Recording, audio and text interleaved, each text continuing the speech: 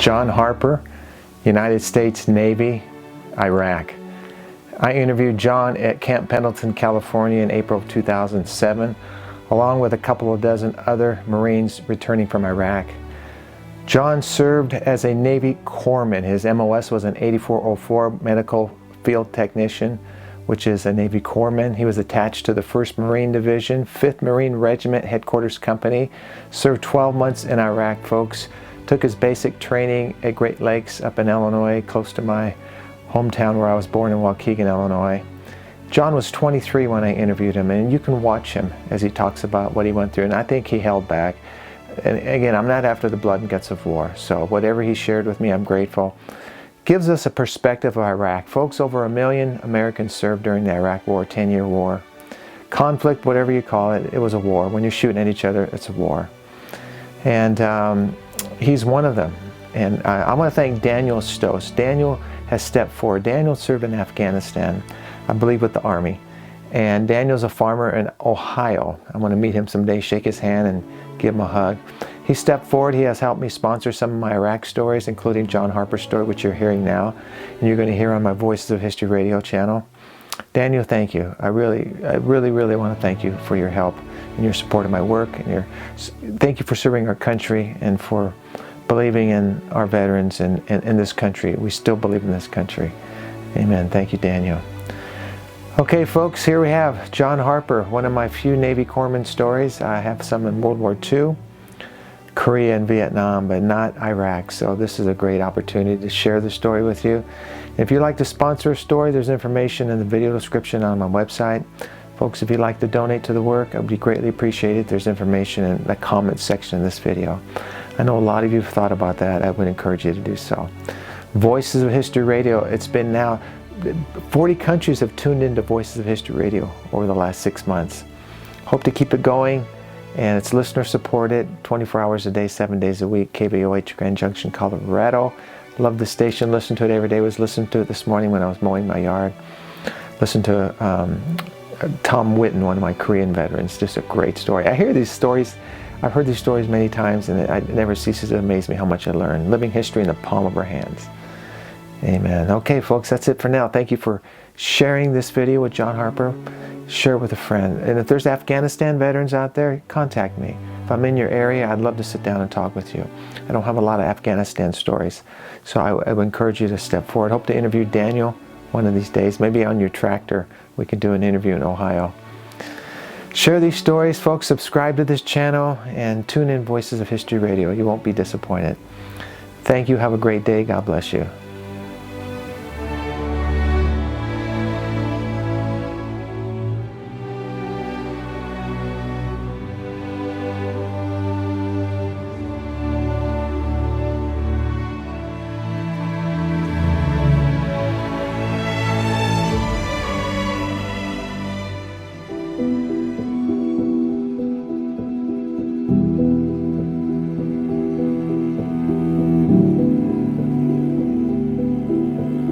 If I need, can I take a sip of water in the middle? You can cut that out? You bet, man. Okay. No, yeah. Okay. This is all, thank God we're going to edit all This is all digital. Okay. Yeah. No third degree.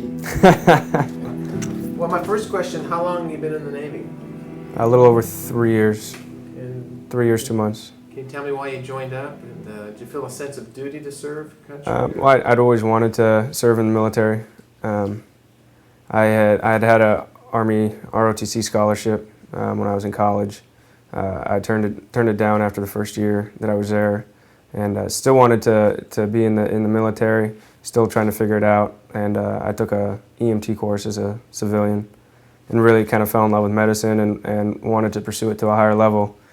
But I kind of had to slow myself down and say, if I wanted to be in the military, I had to do it now before I went to school and became a paramedic or went to medical school, or else I was never going to do it. Where'd you go through your basic training?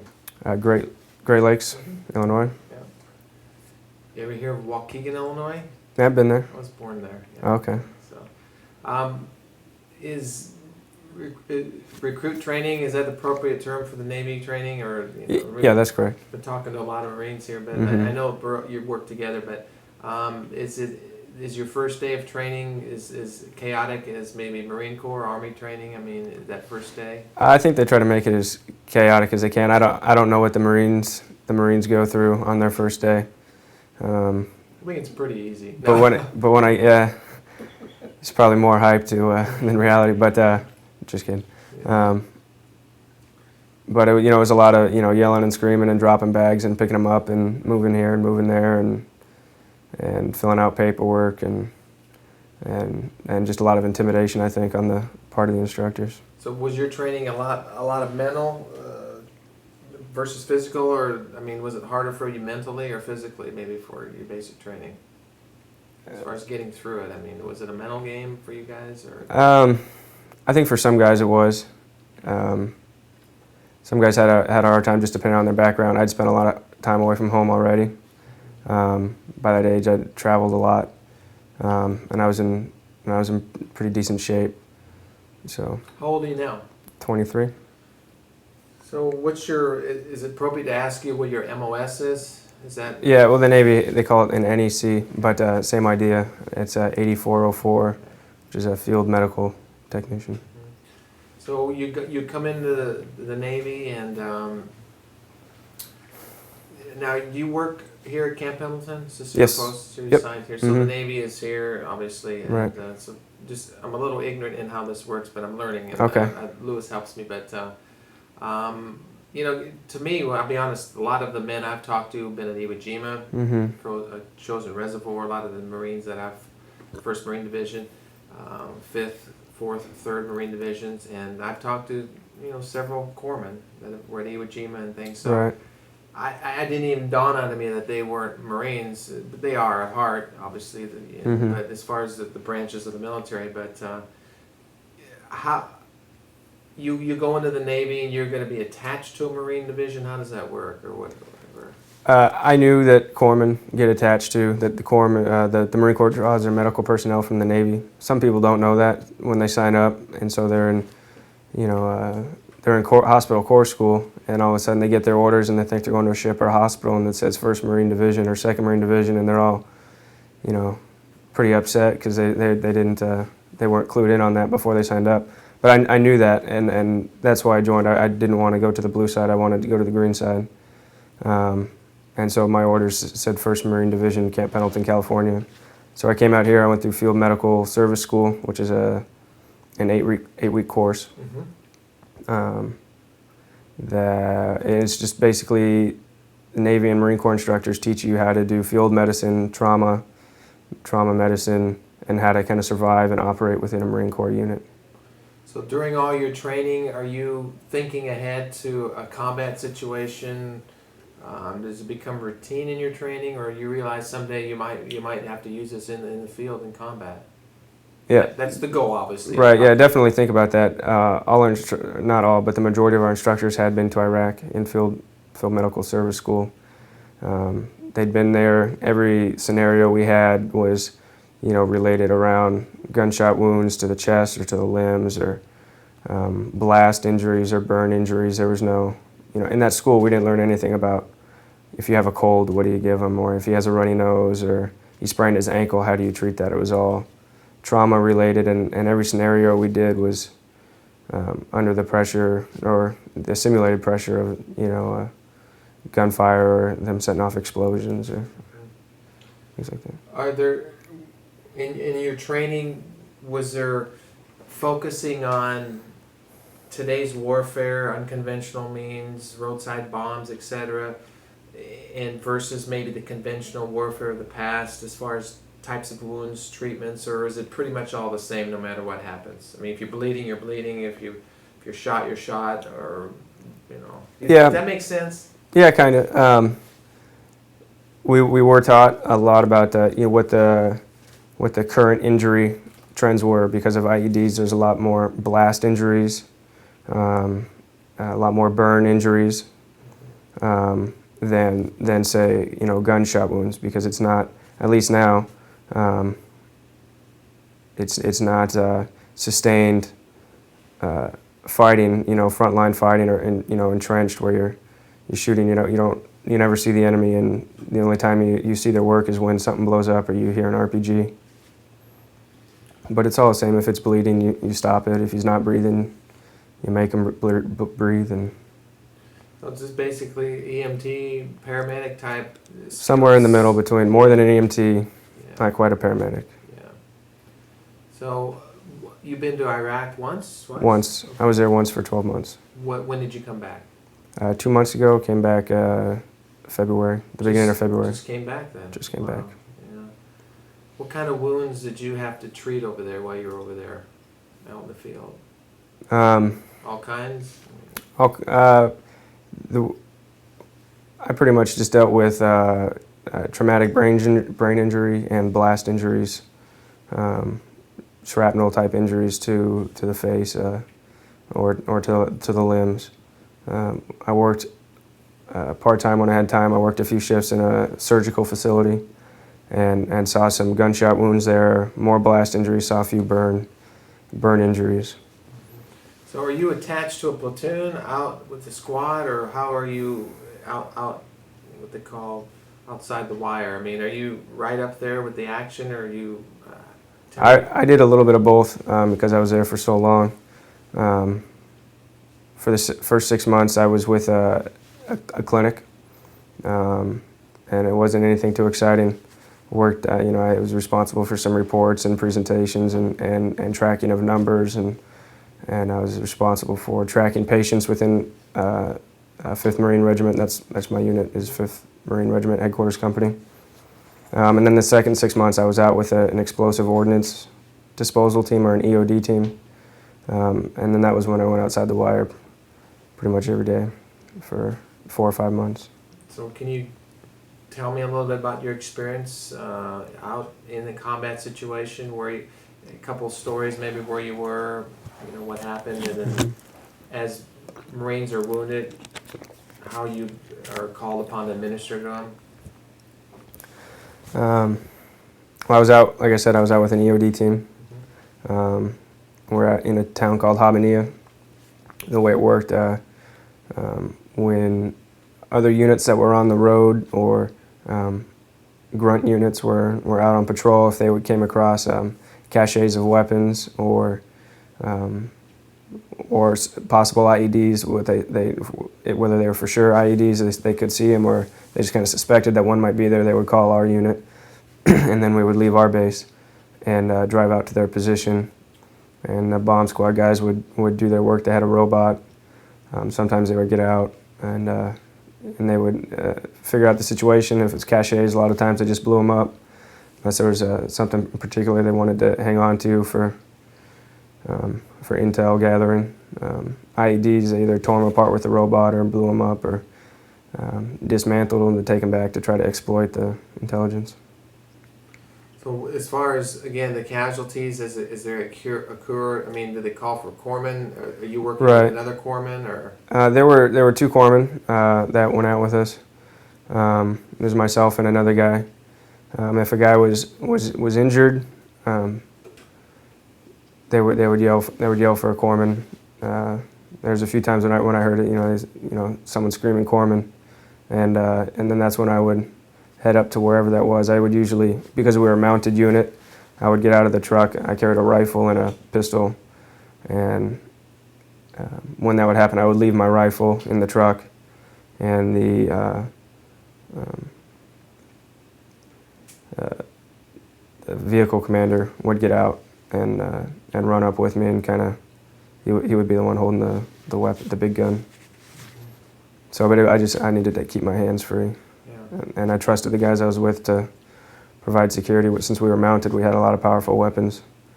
So were you ever under fire when you were administering first aid, or a pretty secure area? Or I mean, not secure, but just was it relatively safe at the moment, or?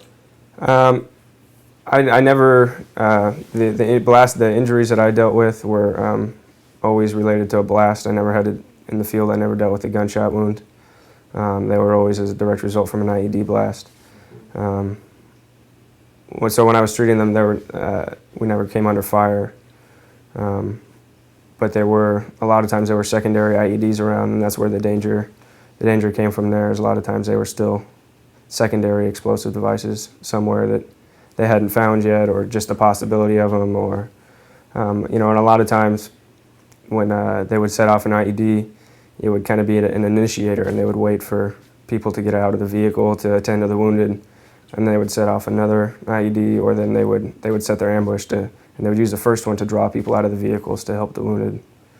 But thank God nothing like that happened in all the times that I was out. Can you tell me about the worst case you had to treat over there? Was there a worst one that comes to mind, where you were and what happened? Yeah, there was a worst case. I was in the vehicle. It was the middle of the night. I was sitting in the vehicle, so obviously it was dark. It was pitch black, sitting in the vehicle, and I was staring in front. We were on a tiny road and saw an explosion, a huge blast. And usually when the EOD team sets something off, they announce it over the radio so you're prepared for it, because a lot of times it can be quite big explosions. But it wasn't announced, so we had already been there. The EOD guys were already working when the blast went off, and it lit up the night. For a second, we weren't sure exactly what I wasn't sure. Our truck wasn't exactly sure what had happened because there was no radio announcement. And then I didn't have a radio, but I heard someone screaming for a corpsman over the radio. So I got out. The vehicle commander got out. I left my weapon, and we ran up. And ran up along the vehicles. I think I was the third vehicle back. So ran up to the front, and there was one guy who happened to be another corpsman sitting on the ground with his feet straight out in front of him, playing with his glasses. So I walked past him because he was, moving and focusing on his glasses. I figured he wasn't dying, and because I could see the feet of somebody else laying on the ground. But it was dark. He was kind of half in the headlights and half out. So I walked up to that person. I didn't know who it was. I asked who it was, and they said it was Big Willie. That was what we called him, Staff Sergeant Williams, and that he had been killed. He said he died. Just work on Doc, who was the other guy that was injured, and so I just took him at it. I just took him for it that he was killed, and I could see his injuries, and I could see that that he didn't make it. That he probably died instantly. The other corpsman was HM3 Gray. He had shrapnel wounds in the neck and the face.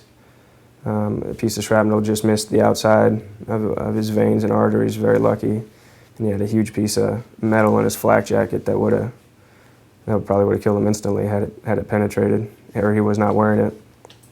But he was knocked out. He didn't really know what was going on. He was playing with his glasses and wasn't sure why he was on the ground or how he got there, or what. But that was the worst. That was the worst case that we had.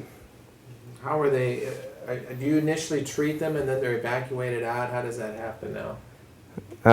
Yeah, I treated him on the spot. Treated him on the spot. Carried him back to the vehicle, to my vehicle, and continued treatment in the vehicle.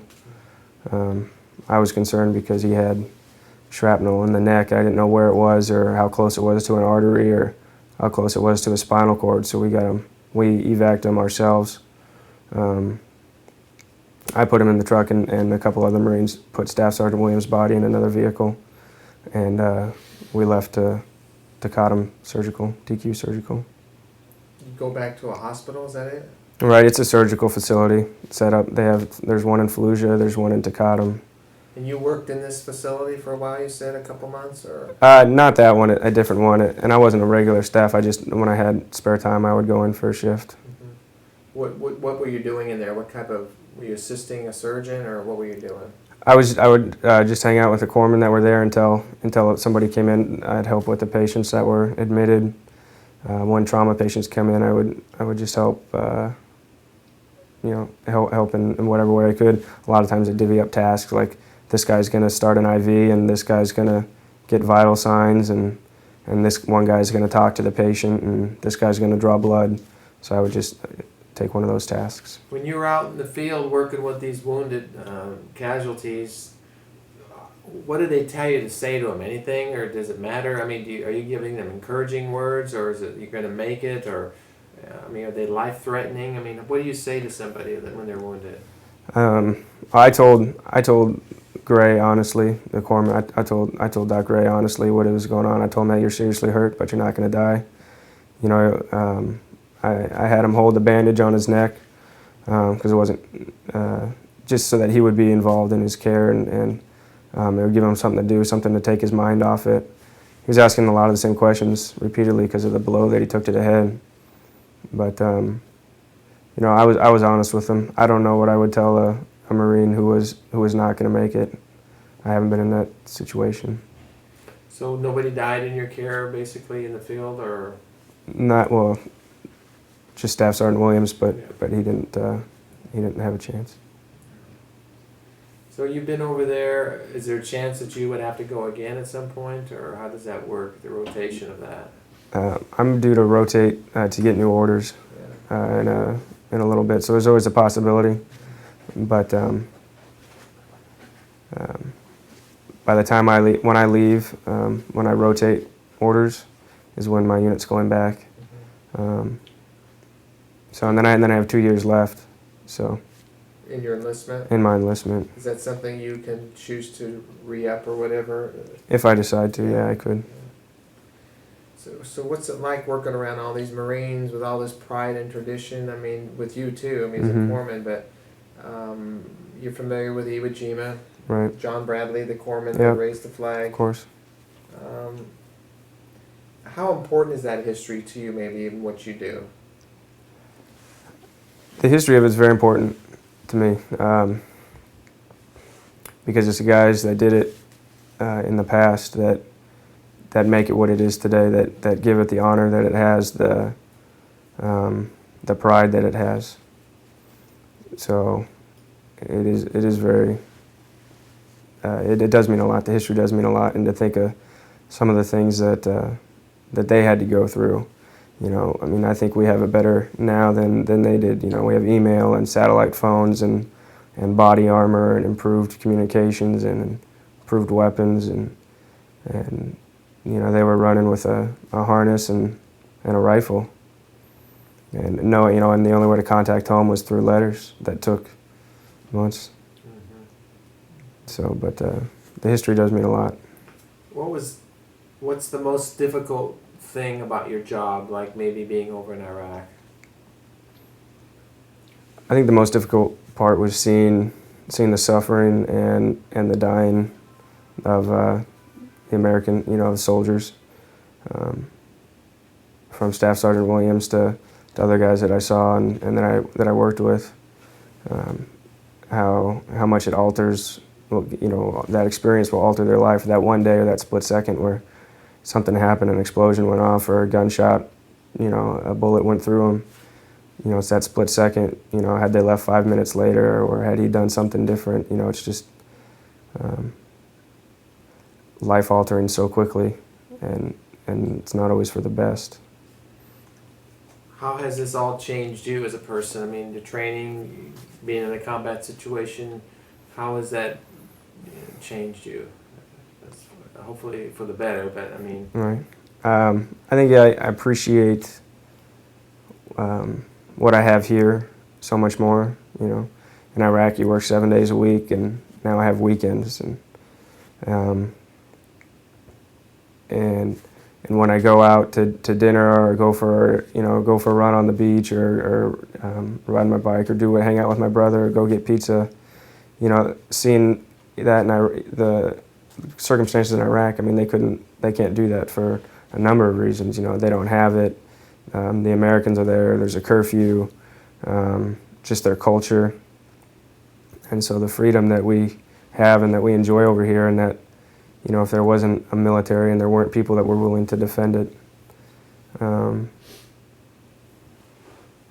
know, that's what allows us to do that, or else there would be people coming over.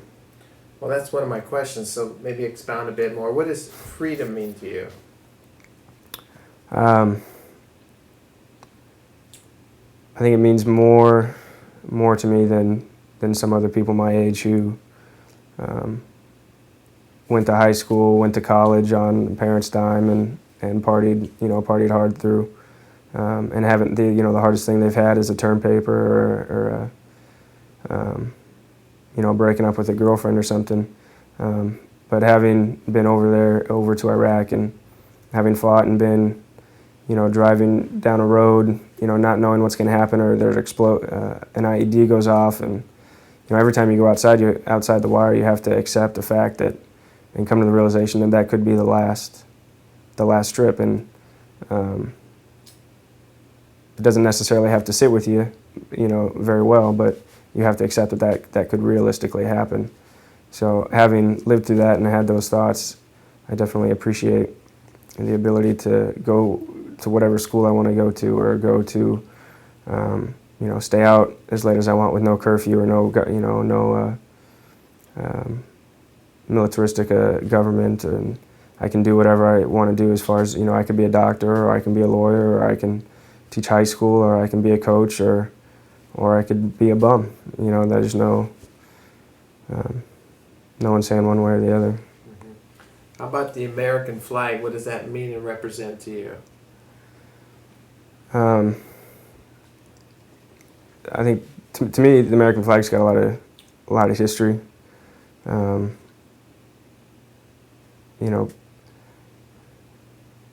think it represents so much. You don't see people immigrating to Mexico.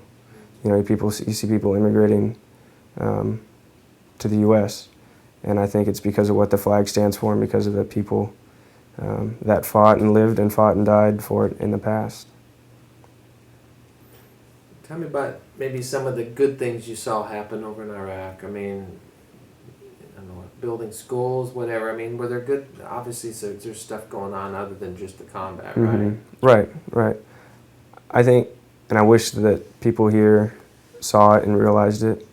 But there's a lot of really good people in Iraq, Americans, Brits, coalition forces doing, working really hard to improve Iraq, whether it be through schools or whether it be through sewer systems, through clean water projects, through hiring Iraqis, and paying them to clean up the streets, so they get out of it cleaner streets, and they get it boosts the economy by putting money into the economy.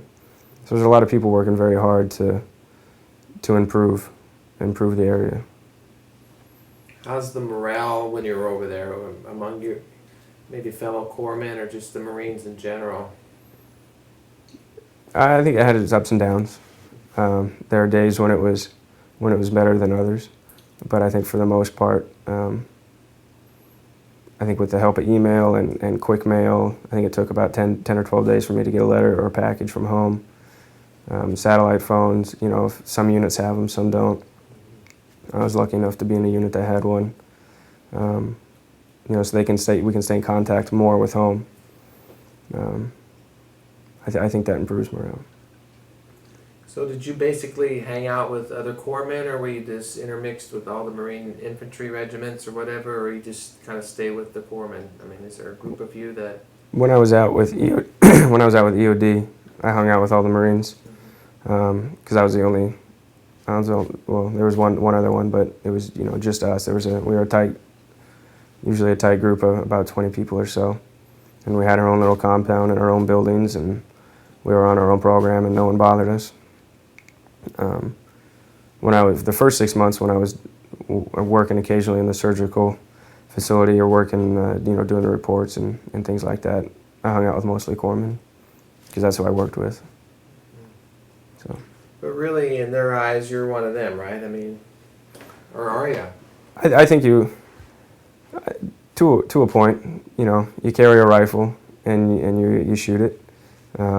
If the circumstance arises, there's definitely a huge level of acceptance. You're not a Marine, you haven't gone through Marine Corps boot camp, but for all other intents and purposes, they trust you with their life, and you trust them with yours. So that camaraderie would include you too, right? The Marine Corps camaraderie? Yeah, I think so. Are the Marines a part of the Navy? They're a department of the Navy, yes. Department of the Navy. Yeah. I don't think a lot of people know that, do they? No, they're not their own they're within the Navy. They get their paychecks from the Navy. Sure. Yeah. You better not tell anybody, huh? No, they don't like to hear it. Uh, It's a sore topic. I made a mistake once. I called a Marine a soldier. Yeah, it's a bad idea. I got demoted. Yeah, I bet you did. I'll never do that again, Yeah. obviously. I can learn really quick, man. Mhm. You said you're 23. 23. Yeah. You know, I asked the guys that have been in combat, and I've talked to a lot of people in combat the last 4 years, but with the last 3 days, as far as any downtime, unwinding, I mean, are there people to talk to if you go through a lot of the things that happen over there? I mean, are you like a counselor of any sort, or they're chaplains, or how do the people that are in combat relieve that stress of war, or do you in the field? Maybe it's when you come back home. After Staff Sergeant Williams died, we talked about it a little bit. But I think if you were to dwell on it too much, it would really bring you down. And if that was to happen, you would put yourself at increased risk when you're outside the wire. But back here, I think there is a lot of opportunity to talk. Anybody can see a mental health professional, any Marine, any sailor, with no consequences or nothing will happen to their career if they ask for that. Every Marine has to go through and every sailor, anybody who's been over there in the Navy has to kind of have a health assessment after being back for 90 days just to see how they're doing, make sure they don't want to hurt themselves or they're not going to hurt anybody else, see how they're doing with alcohol, or see if there's any family problems. So the Navy medicine really keeps a sharp eye on things like that. And of course, you can always go out for a beer with buddies that you're with and talk about it. If you don't want to go to a mental health guy, you can just go with your buddies and have a beer and talk about times and remember when this happened, or he was a really good guy, and whatever the case may be. What do you think the country should know about what's happening in Iraq today? Well, I mentioned it before, that there's a lot of good people over there trying really hard to make it better. Because I think a lot of people over there care about Iraq and what's going on, or improving it. And even if it's for the selfish means of the quicker you get it fixed, the quicker you get to come home. But I think there's more good that happens over there than is given credit. More improvement that's been given credit. So you said you're out in the field with the troops. As far as the last 6 months, I think you said of your tour, you're out there. And are you like going into villages, cities? I mean, are you just going down roads? What's the objective of these missions, and where are you at and what are you doing?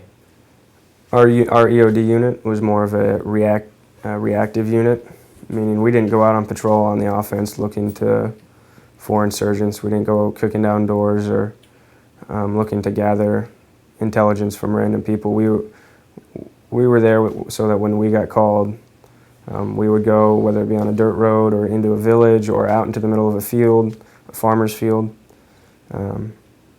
and take care of whatever it was, whether it was an IED or a cache of weapons. Even sometimes when our planes would drop bombs that didn't go off, we would have to go out and take care of that and dispose of it so that it couldn't fall, so the enemy couldn't use it against us.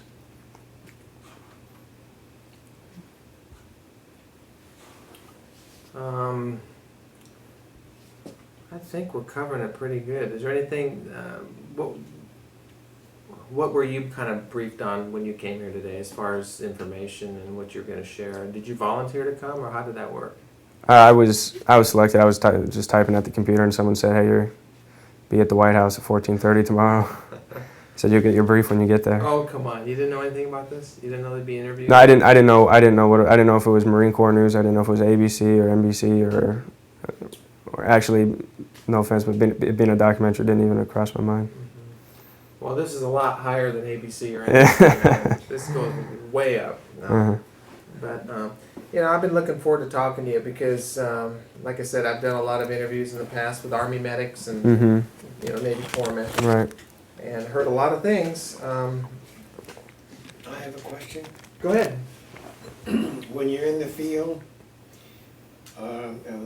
is there any kind of identification as that you're a medic? I have a reason, I'll tell you why. Okay. This is my identification in uniform, but when you wear a flak jacket, obviously it's covered up. No cross on the helmet or armband? No armband, no cross, and that's because they target, the enemy snipers will target you.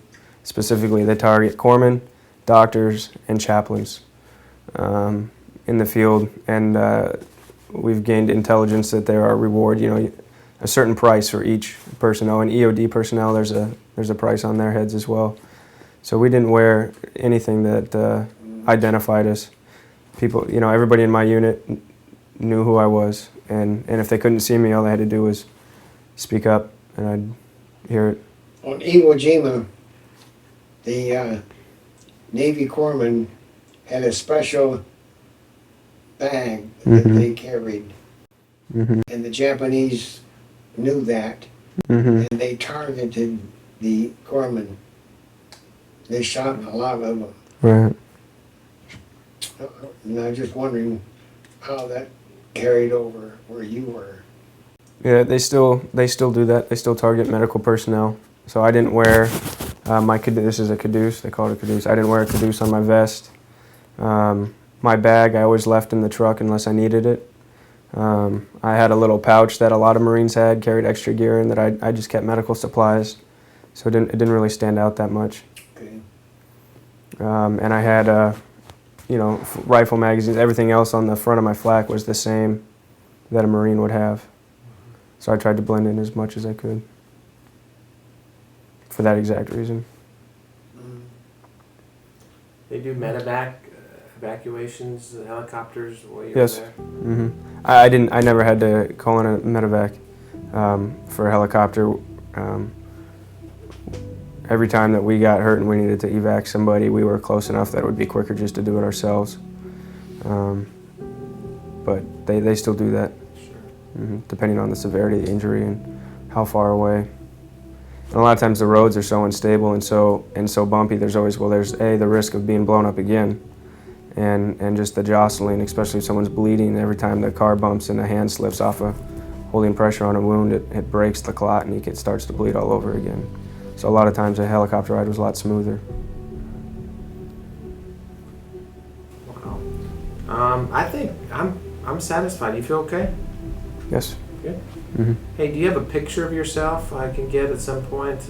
Something out of basic training, or just a good headshot, like on the insides of my documentaries. I have a picture of the veterans. Okay. That you could either email, get it to me. Yeah, somehow. I can get something too. Do you have, or even anything that you might have from in country, just so that I could have of you? That would be great, man. Yeah, I have something.